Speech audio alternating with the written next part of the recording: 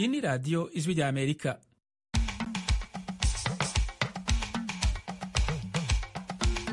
Radiyo ijwi rya Amerika isamiranira i Washington DC mu Kirundi no mu Kinyarwanda. Mwaramutse inshuti zacu, ikaze mu makuru yo muri iki gitondo mugiye gushikirizwa nanje Fidel Niyongabo. Ishirahamwe ry'urukino rw'amaboko rwa basketball mu Rwanda Ferwaba ryatanguye kwiyegereza abana b'Abanyarwanda baba muri Amerika na Canada bakina urukino rw'amaboko rwa basketball.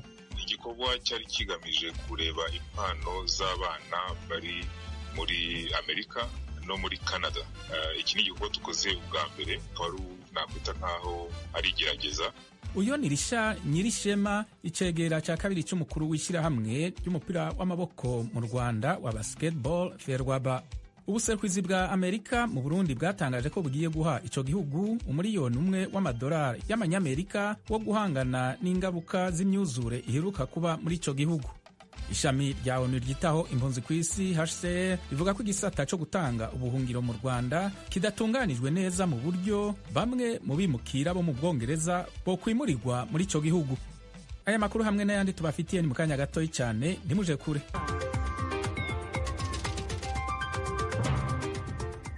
Ishami rya ONU ryitaho impunzi ku isi HCR rivuga ko igisata cyo gutanga ubuhungiro mu Rwanda kidatunganije neza ku buryo bamwe mu bimukira bo mu Bwongereza bo kwimurirwa muri ico gihugu. HCR yabivugiye muri sentare nkuru y'Ubwongereza aho yari yahawe uruhusha rwo kugira ico ivuga ku ngingo yo kwimurira bamwe mu bimukira b'Ubwongereza mu Rwanda. Abanyamategeko baserukira HCR basigura ko kurungika abimukira mu Rwanda bibashira mu kaga ko gushobora kwisanga amaherezo u Rwanda rubarungitse mu bihugu bindi aho bashobora kwicwa canke bagahohoterwa. Ivyavuzwe n'ishami rya ONU ryitaho impunzi ku isi HCR bije biyunguvu ingingo ya sentare nkuru y'Ubwongereza yari yavuze mu mwaka uheze ko ukurungika bimukira mu Rwanda binyuranye n'amategeko. Umushikiranganje wa mbere w'Ubwongereza Rishi Sunak ico gihe yatesheje agaciro ingingo yo sentare biciye mu gushiraho itegeko rishasha ryemejwe n'abashingamateka bavuze ko u Rwanda rubwirizwa gufatwa nk'igihugu gitekanye kubimukira. Laura Dominski ari mu baburanira HCR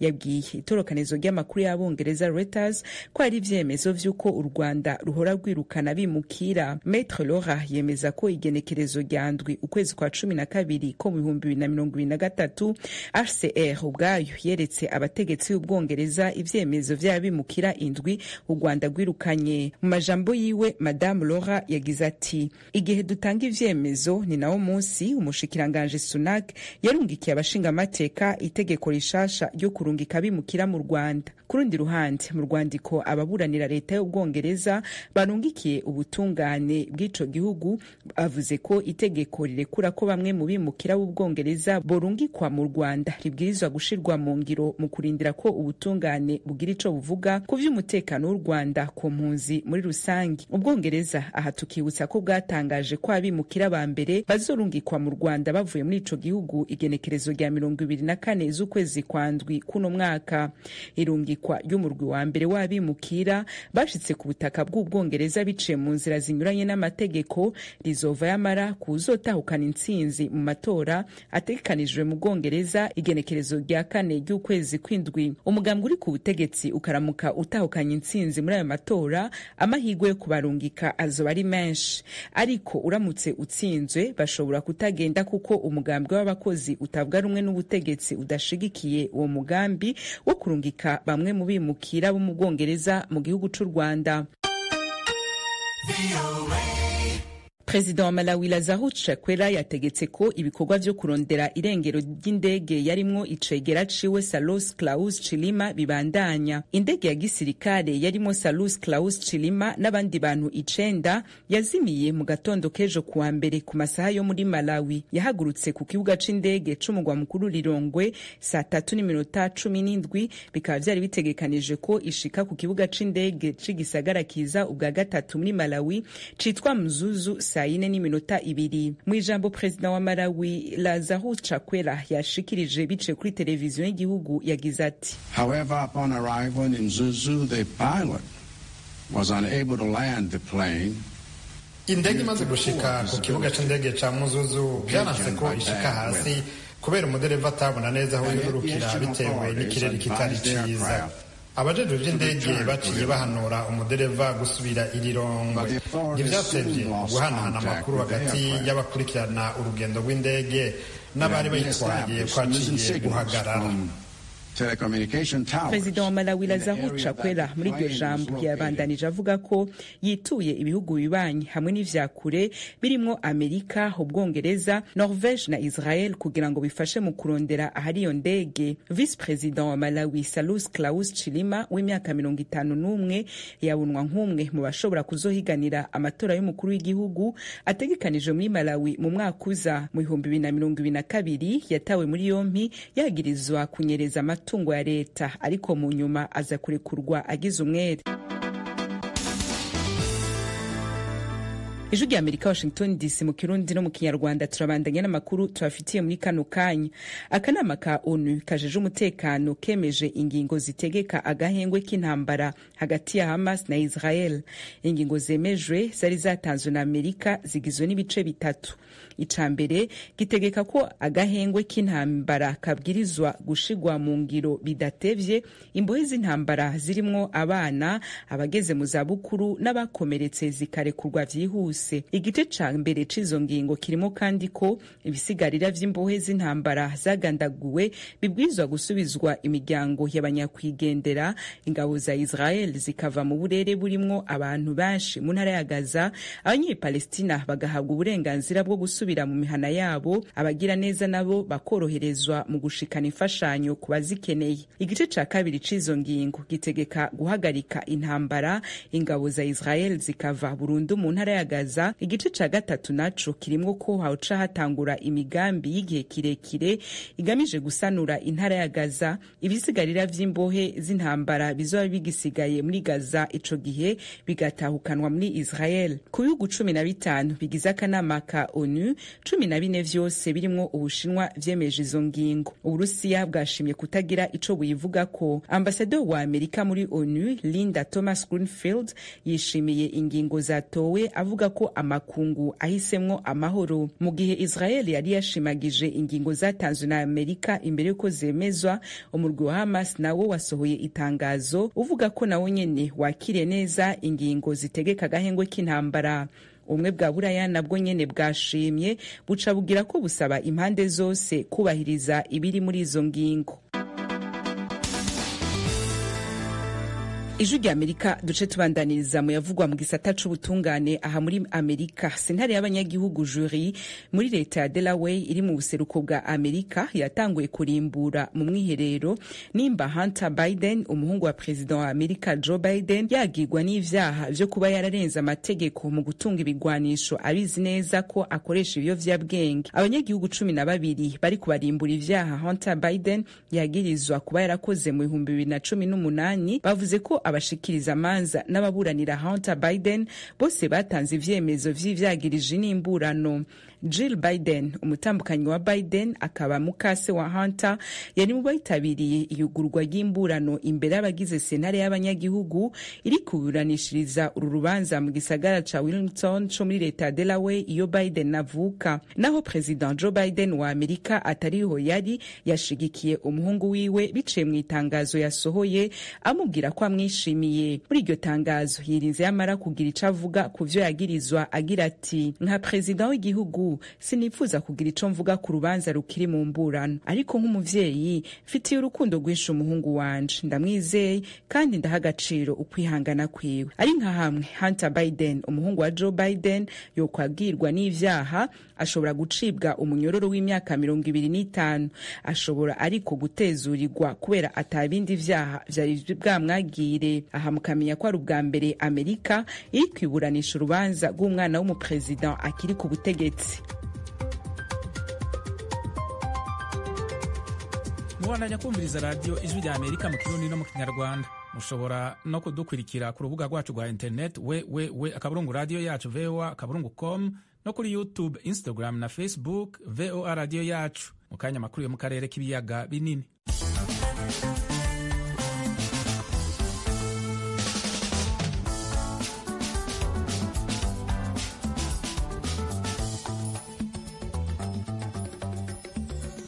Igitero abagwanyi bo mu mugwi ADF wiyitirira idini rya Kiislamu bakoze mu gisagara ca Beni kiri mu ntara ya Kivu yo mu buraruko muri Repubulika ya Demokarasi ya Kongo cahitanye abanyagihugu bagera kuri 80, abandi benshi barakomereka, abataramenyekana igitigiri baranyuruzwa. Leta ya Kongo yatangaje ko iriko irakora ibishoboka kugira ibohoze abari mu minwe ya ADF. Ibindi kuri no nkuru n'umumenyesha makuru Jimmy Shukrani bakomera. Aya makuru aremezwa n'abagize societe civile mu teritwari ya Benin. Bavuga ko abo barwanyi ba ADF bagabye ibitero bitandukanye guhera mu cyumweru gishize mu teritwari ya Benin. Aba bemeza ko bimaze guhitana abaturage barenga 140, nubwo leta ikomeje gutanga imibare iri hasi cyane. Leta yo ivuga ko abishwa ari 41. Ibyo bitero byibasiye lokalite za Masala, Mahihi ndetse na Kene, zose zibarizwa muri groupe ya Madiwe muri iyo teritware, aho umubare munini w'abahitanywe nabyo wiganje mw'abagore n'abana ndetse n'abakecuru. Societe Civile du Congo ivuga ko abo bose bishwe n'imihoro n'ibindi bikoresho gakondo bitandukanye byari byitwajwe n'abarwanyi ba ADF muri izo lokalite. Imibiri y'abaturage 80 niyo imaze kugaragara mu irenga 100 yahitanywe n'icyo gitero. Mu itangazo rya guverinoma ryashyizwe ahagaragara na Bwana Patrick Muyaya, ministre w'itumanaho akaba n'umuvugizi wa guverinoma, ryemeza ko kugeza ubu abantu 41 aribo bahitanywe n'ibyo bitero bya ADF.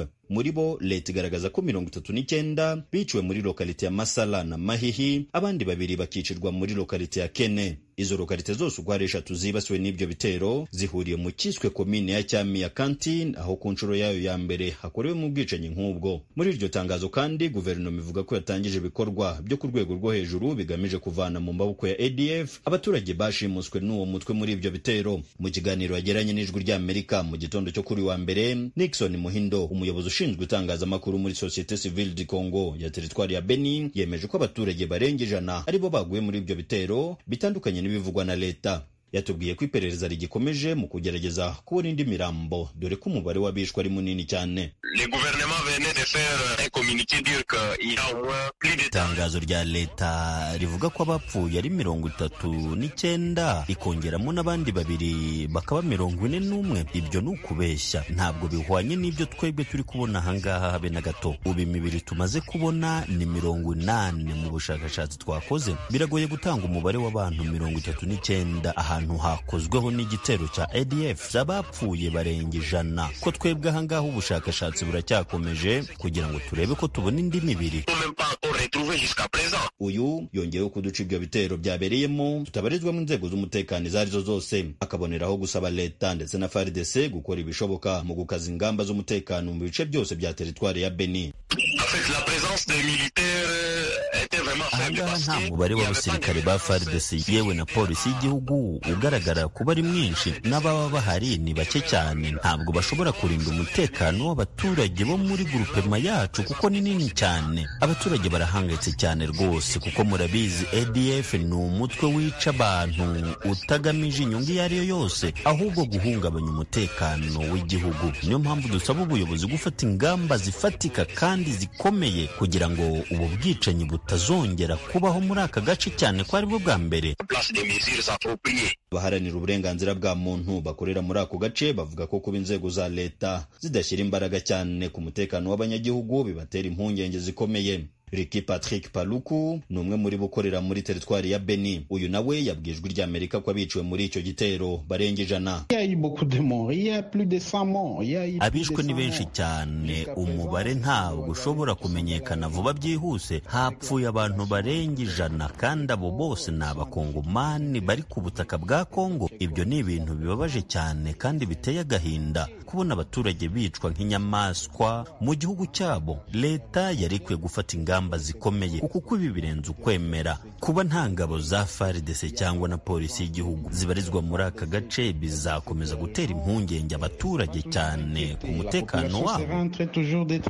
Kuva aho umutwe wa ADF watangije ibikorwa bya gisirikare muri teritwari ya Beni no mu ntara ya Ituri, abaturage barenga 1000 bakomeje kugenda bicwa abandi bagashimutwa. Abaturage bavuganye n'Ijwi ry'Amerika bemeza ko kuva aho ADF ikoreye ubwicanyi kuwa gatandatu nta ngabo za FARDC zihabarizwa ahubwo ko akorera imitwe ya Wazalendo. Ubu bwicanyi buje bukurikira ubwakozwe n'abarwanyi b'umutwe wa Codeco bivugwa kufatanya n'uwa ADF mu teritwari ya Jugu mu ntara ya Ituri ihana umupaka n'iya Beni, aho abanyagihugu barenga 37 nabo bishwe abandi 16 bagashimutwa. Icyo gihe guverineri wa Ituri General Luboya Nkasha Majoni yabwiye itangazamakuru ko hagiye gufatwa ingamba zikomeye uyu mutwe ukarandurwa burundu muri ako gace. Jimmy Shukrani Bakomera, Ijwi rya Amerika, Igoma. Ubuserukizi bwa Amerika mu Burundi bwatangaje ko bugiye guha ico gihugu miliyoni 1 w'amadolari y'amanyamerika yo guhangana n'ingaruka z'imyuzure iheruka kuba muri ico gihugu. Mugenzi wacu Oriane Tangishaka yacishije amaso ku itangazo rya ambasade ya Amerika mu Burundi. Itangazo ryashizwe ku rubuga rw'ubushikiranganje bwa Amerika bujejwe imigenderanire n'amakungu kuri uno munsi wa mbere rivuga ko Amerika itanze ayo mafaranga y'imfashanyo ibicishije ku biro vya leta zunze ubumwe za Amerika bijejwe iterambere USAID. Ubwo bushikiranganje bwavuze ko iyo mfashanyo igenewe gufasha byihuta abantu baba mu bigwati vyatewe n'imyuzurire mu kubaronsa aho baba, amafaranga yo kwifashisha hamwe n'ibikoresho bakeneye cyane muri iki gihe. Iyo mfashanyo izofasha kandi gukingira ingwara zitandukanye harimwo no kuronsa abanyagihugu amazi meza, ibikoresho vy'isuku n'ibikoresho vyo kubaka utuzu twa sugumwe. Ubwo bushikiranganje buvuga ko ibihe bidasanzwe vy'imvura iheruka kugwa harimwo n'imyuzurire n'isenyuka ry'imisozi vyahitanye ubuzima bw'abantu, amazu n'amaduka, vyatumye abantu bahahamuka kandi ko imiryango ibihumbi n'ibihumbi yataye ingo zabo. Bavuga kandi ko iyo miryango ikeneye vyihuta aho iba, amazi meza, ibifungurwa hamwe n'imiti. Iryo tangazo rivuga kandi ko abenegihugu ba Amerika bifatanije n'abarundi muri ibi bihe bitoroshe kandi ko ubuserukizi bwa Amerika bwiteguriye gukora ibishobotse vyose kugira ngo bufashe mu buryo bwihutirwa. Amerika ivuga ko igiye gukorana hafi na leta y'u Burundi hamwe n'amashirahamwe bicuditse harimwo ikigo kijejwe abimukira ku isi OIM, ishami rya ONU ryitaho abana ku isi UNICEF, mu ntumbero yo guha akizero abanyagihugu basinzikajwe cyane n'iryo hindagurika ry'ibihe. Umuserukizi mfatakibanza wa ambasade ya Amerika mu Burundi David Reimer agira ati ukwihangana kw'abarundi mu bihe bitoroshe kwabaye akarorero kadasanzwe ku bandi. Ati Amerika ni igihugu gicuditse n'u Burundi kandi kiri kumwe n'abarundi. Amerika irababajwe n'abantu bahasize ubuzima kandi irateye intege abarundi kugira bashobore kwihangana muri ibi bihe bitoroshe bongere babashe gusanura imihana yabo. Iryo tangazo rivuga kandi ko leta ya Amerika ibandanya ibikorwa vyayo byo gufasha mu iterambere ry'u Burundi ibicishije mu bikorwa biganisha igihugu mu nzira y'amahoro arama. Leta ya Amerika isaba abarundi kwihangana muri ibi bihe bitoroshe. Mu mpera z'indwi twaraye dusozereye mu gisagara ca Dallas muri leta ya Texas iherereye mu manuko bwa leta zunze ubumwe za Amerika hasozerewe igikorwa cahurije hamwe abana b'abanyarwanda baba muri Amerika na Canada bakina urukino rw'amaboko rwa basketball. Ico gikorwa cyateguriwe hamwe na Ferwaba, ishirahamwe ry'urukino rw'amaboko rwa basketball mu Rwanda, n'ishirahamwe ry'abanyarwanda baba mu bihugu abo bana babamwo. Mugenzi wacu Tim Ishimwe yavuganye na Risha Nyirishema, icegera ca kabiri c'umukuru w'ishirahamwe Ferwaba, amubwira ico bashaka gushikako. Igikorwa cyari kigamije kureba impano z'abana bari muri Amerika no muri Canada. Iki ni igikorwa tukoze ubwa mbere, twari nakwita nkaho ari igerageza. Twari twifashije rero embassy yo muri Canada n'iyo muri US kugira ngo badufashe tubwirira ababyeyi bashobora kuba bafite abana bakina basketball bafite impano bakiyandikisha, noneho tugahurira hano Dallas. Kuba muri kureba impano z'abana baba muri Amerika na Canada mukaba mwahuriye muri Texas, iyo tureba basketball yo muri Afurika muri rusange ariko noneho by'umwihariko mu Rwanda, tubona ari umukino umaze gutera imbere. Iki gikorwa mwajemo ni ukuvuga ko nta bakinnyi bo hanze muzongera gukoresha mu gihe habaye nk'amarushanwa nka BAL. Iyo tubona imikino ibera muri Afurika cyangwa se mu Rwanda haba higanjemo abakinnyi baturuka hanze. Ibi byaba ari imwe mu mpamvu mushaka kureba impano z'abana b'abanyarwanda bo hanze? Icya mbere kureba impano z'abana bari mu mahanga muzi kubera amateka u Rwanda rufite diaspora nyarwanda iri mu madiaspora manini abaho, kandi aho usanga abanyarwanda ushobora kubasanga mu bihugu hafi ya byose. Rero kuba dushaka abana bari muri diaspora, icya mbere ni ukubaha uburenganzira bafite, kuko ni right zabo, n'uburenganzira bwabo uko hagira abana bahagararira u Rwanda mu makipe y'ibihugu, nabo twashaka kumvisha ko ari uburenganzira bwabo. Ikindi ni uko abana cyane cyane nk'abari muri Amerika cyangwa muri Canada, bitewe na facilities, ubwo navuga aba coaches beza baba bafite, usanga hari potentiel baba bafite cyane tuba dukeneye, kuko baba barazamutse mu mikinire yabo ku buryo bwiza. Ikibazo babajije cyo kubanyamahanga, hari limitations zihari, ariko muri BAL turifuza ko abanyarwanda benshi, ariko ntibibuza nuko abanyamahanga nabo bakomeza bakiyamazwa. Hari impano mwabonye bafite ku buryo mubona hari umusaruro bishobora gutanga mu Rwanda mu gihe mwaba mubakeneye? Cyane urebye abana twari twagerageje gukusanya, nk'uko nabwiye ngerageza, kuko twabonye umwanya uhagije wo gutanga aya makuru hakiri kare cyane. Ubwo wenda hari ababyeyi bari baramaze gufata gahunda zaba ari iz'ibiruhuko, kuko twari twafasha abana bari hagati y'imyaka 11 kugeza kuri 18. Izo kategori zose twagiye tubona abana ubona baramutse bakurikiranywe, bagakomeza bakora imyitozo, bakurikiranwe n'abatoza babifitemo ubushobozi, bazadufasha mu minsi iri imbere, cyane cyane ko muzi ko tutegura amarushanwa y'abategereje imyaka 16, 18. Ubwo no kuvuga ngo mu myaka iri imbere nibo tuzakwiyambaza no mu makipe makuru igihe bazaba bamaze kugera kuri iyo myaka. Imyaka barimo nicyo kibazo nayo ngiye kukubaza, uragisubije. None muteganya no kujya mu bindi bihugu birimo abanyarwanda kureba niba hari abandi bana babayo bafite impano, ku buryo mu bihuza n'iki gikorwa mwatangiye umunsi hano muri Texas? Cyane kuko nakubwiye uwo twari twagiteguye mu buryo bwa piloting, nko kugerageza. Abantu benshi tumaze kuvugana nabo, haba ari hano muri Amerika, kuko hari abatashoboye kuza, ubwo batangiye kutubaza ati muzagaruka. Hari Canada, kuko nubwo twashoboye kubona abantu bageze kuri 10 bavuye muri Canada, ariko hari abandi babyeyi bakomeje batubwira ko hari diaspora nini cyane muri Canada, kandi bafite n'abo bana n'impano nyinshi. Hari na Europe, wenda yuko ari ibihugu biba byegeranye, nabwo twakwifuza kuyitegura. None igitekerezo cyo kujya muri Texas, ni leta imwe muri 50 za hano muri Amerika, nta nubwo nzi niba ariho wenda hari amakipe akomeye ya basketball. Igitekerezo cyo kujya muri leta ya Texas cyo cyaturutse he? Impamvu twatangiye Dallas nuko icya mbere Dallas naho hajya gusa nkaho hari hagati.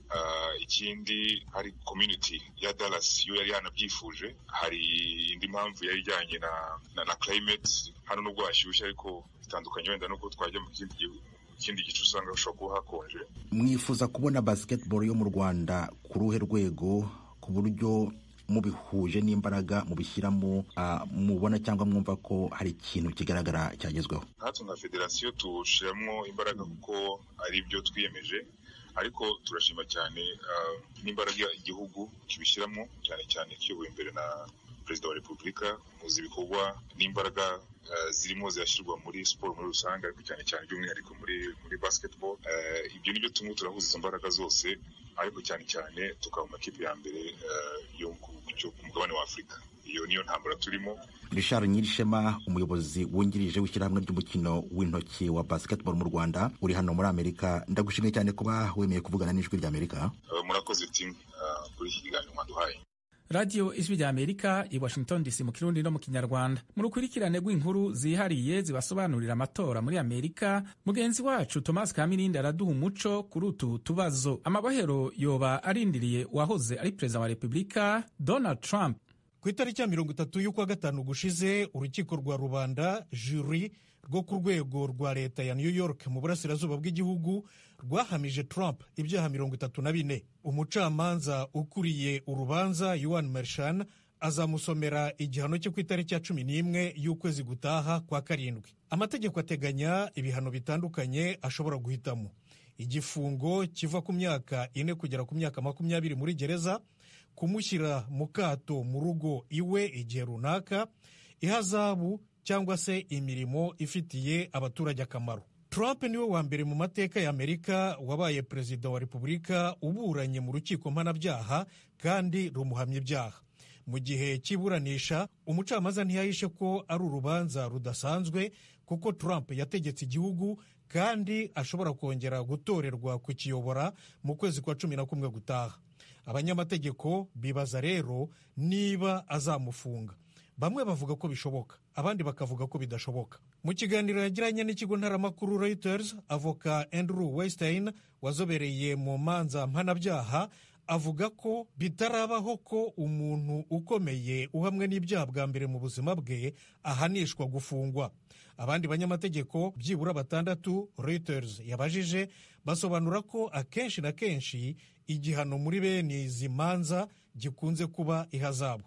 Mu basanga Trump ashobora gufungwa harimo Joseph Tully, avoka wazobereye mu by'amategeko n'imanza mpanabyaha. Kubera imyaka ye, kubera ahamwe n'ibyaha bwa mbere mu buzima bwe, ntazahabwa igihano kiremereye. Trump afite imyaka 77 y'amavuko. Umunyamategeko witwa Michael Cohen yigeze kumubera avoka.